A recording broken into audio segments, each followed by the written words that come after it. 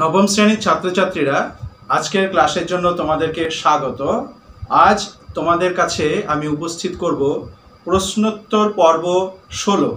প্রশ্নোত্তর পর্ব 16 নিয়ে আমি উপস্থিত হয়েছি। আজকের বিষয়বস্তু হলো নব নব সৃষ্টি।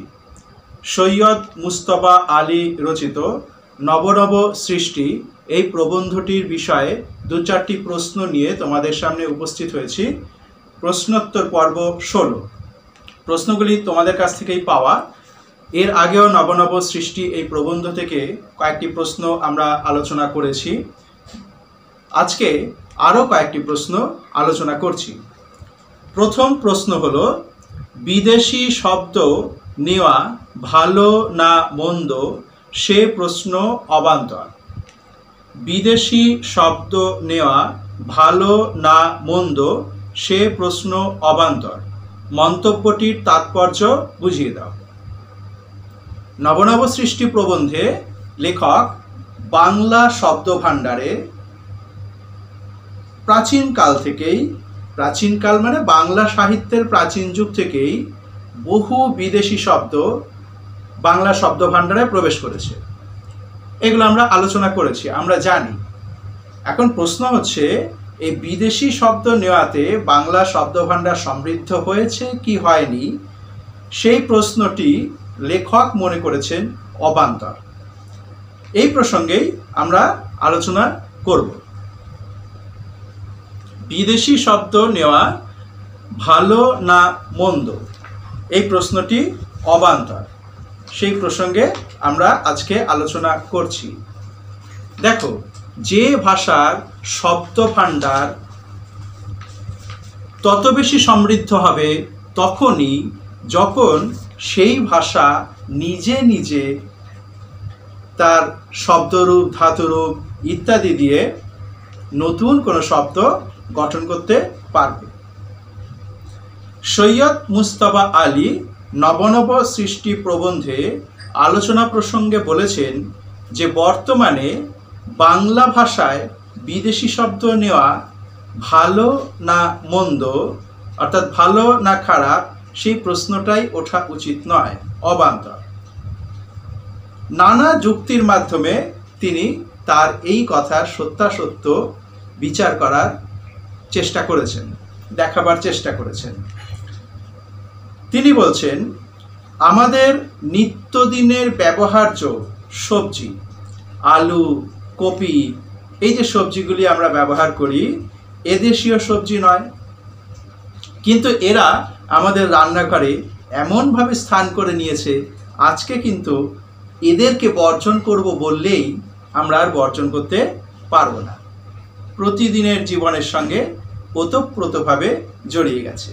প্রতিদিন আমরা নানা প্রকার বিদেশি ওষুধ গ্রহণ করছি, ভবিষ্যতেও কিন্তু করব, এবং দিন দিন এটা বাড়তেই থাকবে, কমবে না। সভ্যতার উন্নতির সঙ্গে সঙ্গে আমরা যত উন্নত হই তত কিন্তু বিভিন্ন জায়গা থেকে বিভিন্ন জিনিস আমরা আমাদের নিজেদের করে নিই, আমাদের প্রয়োজনে।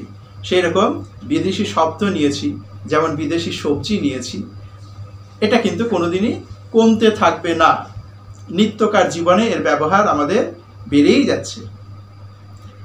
লেখক বলছেন, সাহিত্যিকদের রচনায় আরবি ফার্সি ভাষা এসেছে। আমাদের খ্যাতিমান লেখকগণ অনেকেই বাংলা ভাষার প্রয়োজনে আরবি ফার্সির ব্যবহার করছেন।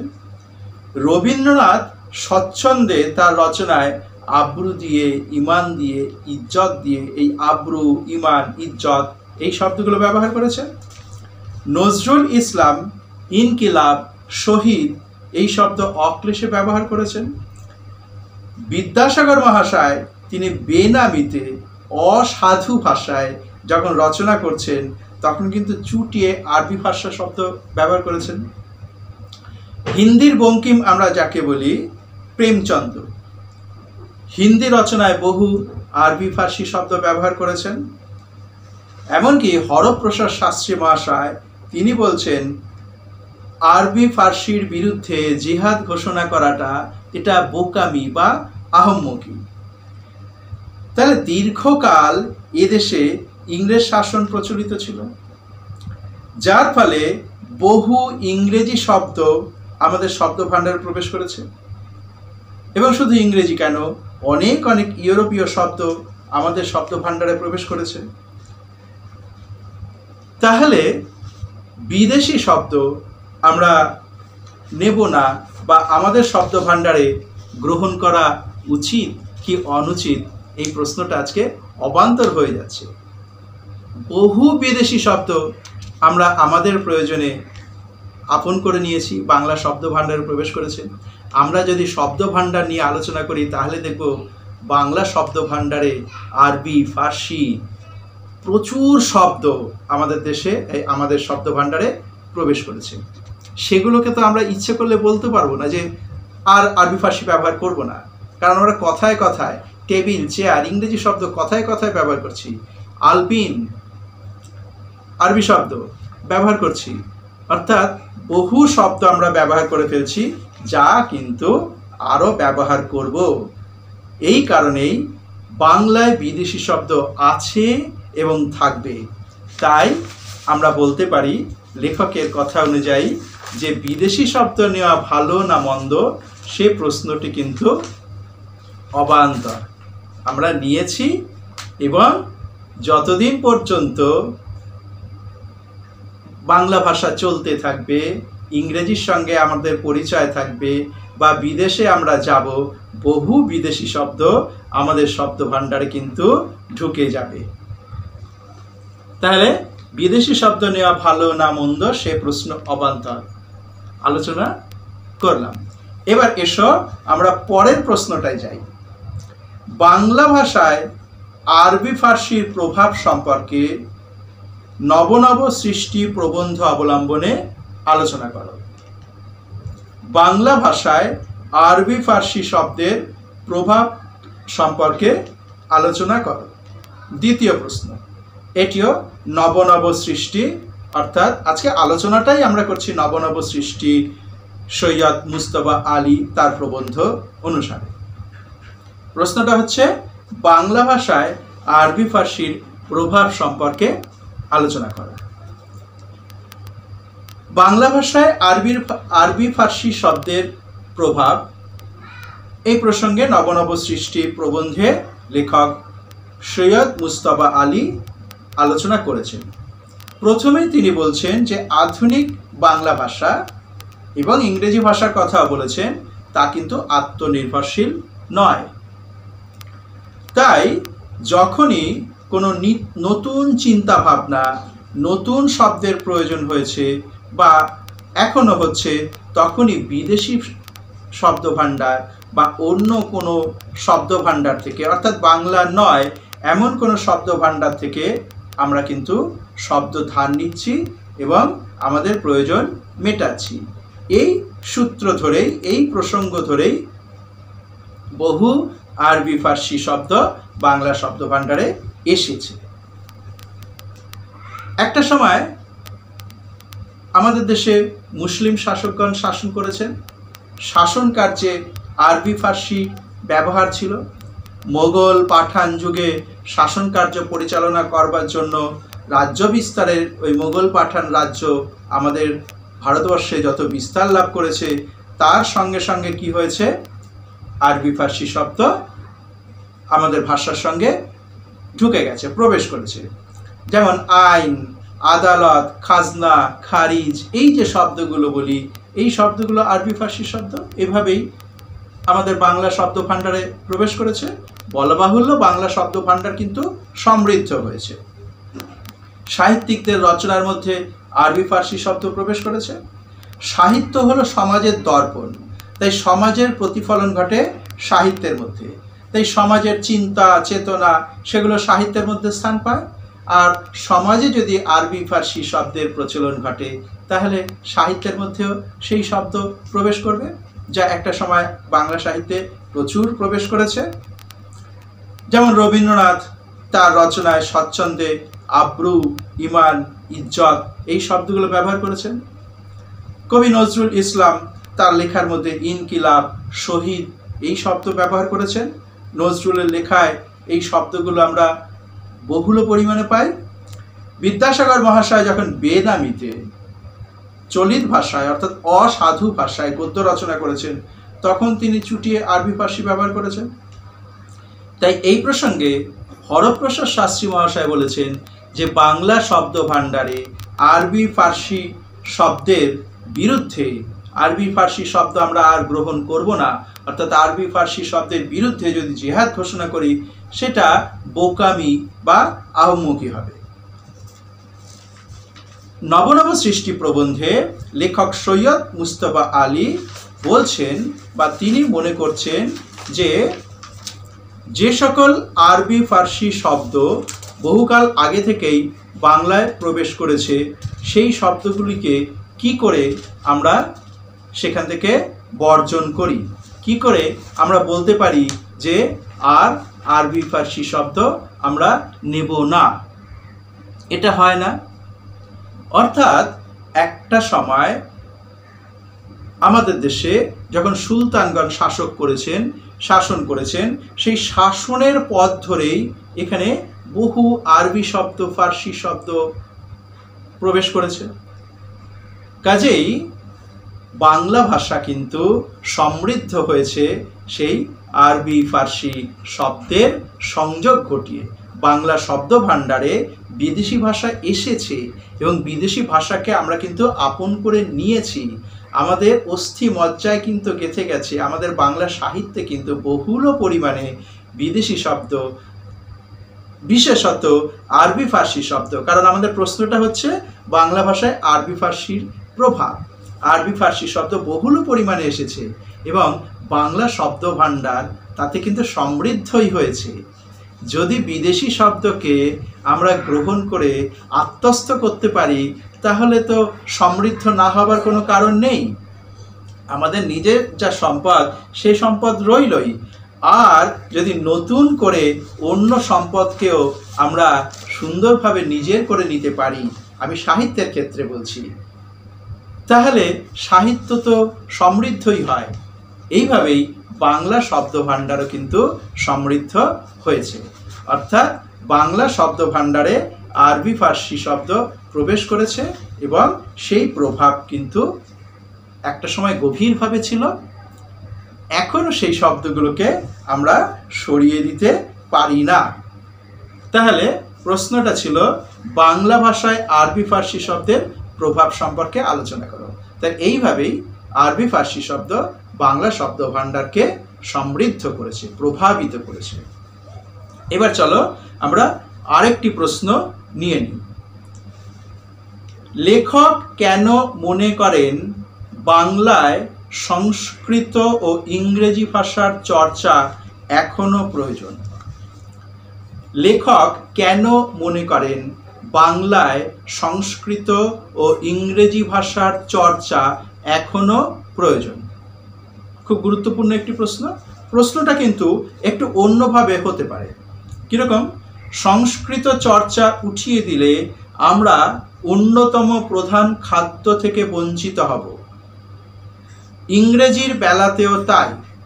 উদ্ধৃতির মধ্যে প্রশ্নটা থাকছে, উদ্ধৃতির মধ্যে কথাটা থাকছে, সংস্কৃত চর্চা উঠিয়ে দিলে আমরা অন্যতম প্রধান খাদ্য থেকে বঞ্চিত হব। ইংরেজির ক্ষেত্রেও তাই।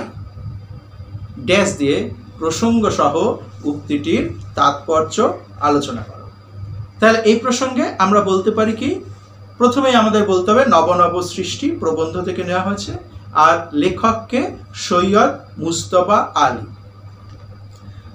প্রাবন্ধিক সৈয়দ মুস্তফা আলী নবনব সৃষ্টি প্রবন্ধে বাংলা ভাষায় বিদেশি শব্দের প্রভাব সম্পর্কে খুব সুন্দরভাবে এবং বিস্তারিতভাবে আলোচনা করেছেন। সেই প্রেক্ষাপটেই তিনি বলেছেন, নানা সময়ে নানা কারণে বহু বিদেশি শব্দ বাংলা শব্দ ভাণ্ডারে প্রবেশ করেছে, বাংলা শব্দ ভাণ্ডার তাতে সমৃদ্ধ হয়েছে। এই প্রসঙ্গ ধরেই সংস্কৃত এবং ইংরেজির কথা বলেছেন। সংস্কৃত এবং ইংরেজি বাংলা শব্দ ভাণ্ডারকে সমৃদ্ধ করেছে এবং এখনও বাংলা শব্দ ভাণ্ডার থেকে সংস্কৃত বা ইংরেজিকে তুলে দেব, অর্থাৎ আর কোনো শব্দ নেব না, এ কথাটা কিন্তু আমরা বলতে পারি না। এখনো বাংলার প্রয়োজনেই বিদেশি ভাষা চর্চার আমাদের প্রয়োজন, বিদেশি ভাষার প্রয়োজন আছে, বাংলার শব্দ ভাণ্ডারের প্রয়োজনে। এই প্রসঙ্গে কিন্তু উক্তিটি করেছেন। কেন তিনি উক্তিটি করেছেন? এমন উক্তি যে লেখক মনে করছেন বাংলায় সংস্কৃত ইংরেজি চর্চা এখনো বন্ধ করে দেওয়া উচিত নয়। কেন এটা বলছেন? অর্থাৎ এখনো ইংরেজি চর্চা আমাদের করা উচিত, বা সংস্কৃতকে এখনই তুলে দেব, এই কথাটা বলা উচিত নয়। কেন বলছেন?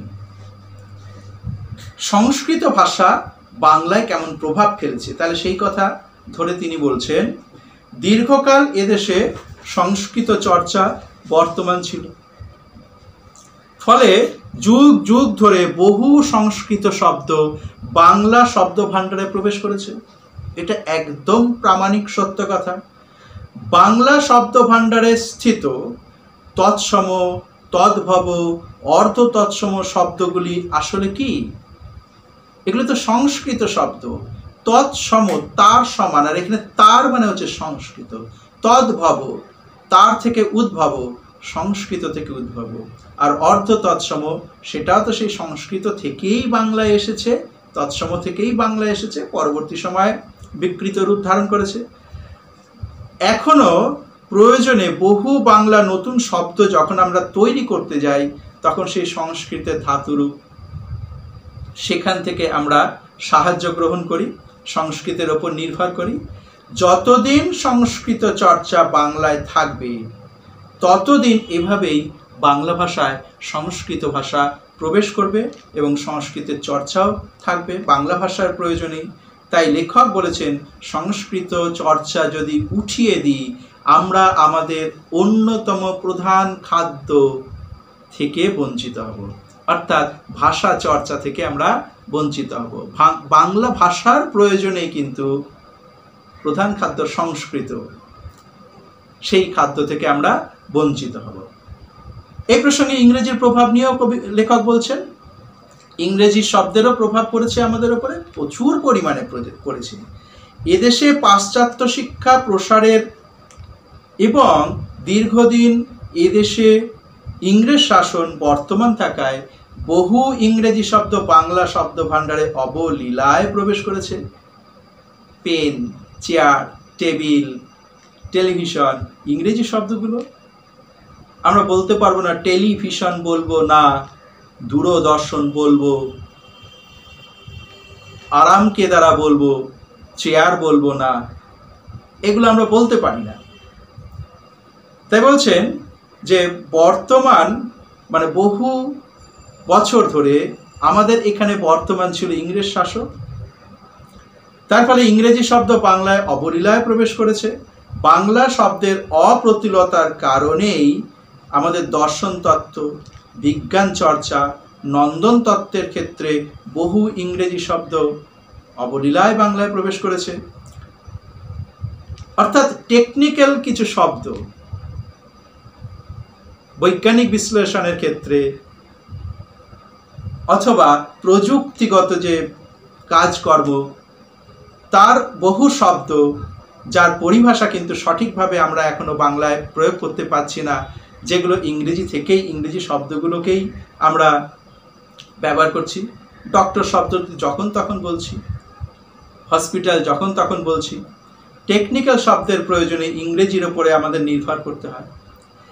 এই কারণেই লেখকের মনে হয়েছে যে বাংলায় এখনো পর্যন্ত সংস্কৃত ও ইংরেজির চর্চা বন্ধ করে দেবার সময় হয়নি, অর্থাৎ বাংলার প্রয়োজনেই আমাদের সংস্কৃত ইংরেজির চর্চা রেখে দিতে হবে। তাহলে এই প্রশ্নটি আমি বললাম কি, লেখক কেন মনে করেন বাংলায় সংস্কৃত ও ইংরেজি ভাষার চর্চা এখনো প্রয়োজন, অর্থাৎ এখনো বন্ধ করার সময় হয়নি, এখনো প্রয়োজন। অথবা অন্যভাবে প্রশ্নটা কি, সংস্কৃত চর্চা উঠিয়ে দিলে আমরা অন্যতম প্রধান খাদ্য থেকে বঞ্চিত হব। ইংরেজির বেলাতেও তাই। প্রসঙ্গ সহ উক্তিটি আমি আলোচনা করে দিলাম। এবার ছোট্ট করে আরেকটি প্রশ্ন আমরা একটু আলোচনা করি। চেষ্টাটার ফল, 4 নম্বর প্রশ্ন, চেষ্টাটার ফল আমি হয়তো দেখে যেতে পারবো না। চেষ্টাটার ফল আমি হয়তো দেখে যেতে পারবো না। কোন চেষ্টার কথা বলা হয়েছে? এই প্রসঙ্গে তিনি আর কি বলেছেন? এখানেও প্রসঙ্গটা একই। কি বলছেন লেখক? কোন চেষ্টা? নবনব সৃষ্টি প্রবন্ধে লেখক সৈয়দ মুস্তাফা আলী প্রশ্নোত্তর মন্তব্যটি করেছেন। লেখকের মতে পৃথিবীতে সম্পূর্ণ অসম্ভব বলে কিছু হয় না, একেবারেই হবে না এটা বলা যায় না। বিশেষত চেষ্টা করে দেখতে কোনো অসুবিধা নেই। বর্তমানে বহু সাহিত্যিক হিন্দি থেকে আরবি, ফার্সি, ইংরেজি শব্দ উঠিয়ে দেবার, তাড়িয়ে দেবার চেষ্টা চালিয়ে যাচ্ছেন। হিন্দি থেকে এভাবে বিদেশি শব্দ তাড়িয়ে হিন্দিকে, মানে হিন্দি শব্দ ভাণ্ডারকে বিদেশি শব্দ ভাণ্ডার থেকে, বিদেশি শব্দের প্রভাব মুক্ত করার চেষ্টা তারা করে যাচ্ছেন। সেই চেষ্টার কথাই এখানে বলা হয়েছে। তিনি বলছেন এই চেষ্টাটার ফলটা হয়তো আমি আর দেখে যেতে পারবো না। এই প্রসঙ্গে তিনি আরো দু একটি কথা বলছেন। কি বলছেন? যুগ যুগ ধরে হিন্দি শব্দে, যেমন বাংলা শব্দে তেমন হিন্দি শব্দ বহু আরবি, ফার্সি শব্দ, এমনকি ইংরেজি শব্দ প্রবেশ করেছে। এর ফলে হিন্দি শব্দের কৌলিন্য বৃদ্ধি না হ্রাস পেয়েছে, সেই প্রসঙ্গে যাওয়া উচিত নয়। আলোচনায় না গিয়ে লেখক বলছেন বর্তমানে নতুন নতুন সাহিত্যিকগণ তারা হিন্দি ভাষা নিয়ে নতুনভাবে চর্চা করছেন, নতুন চিন্তাভাবনা শুরু করেছেন। তারা হিন্দি শব্দকে বিদেশি প্রভাব থেকে মুক্ত করার জন্য দারুণভাবে প্রয়াসী হয়েছেন।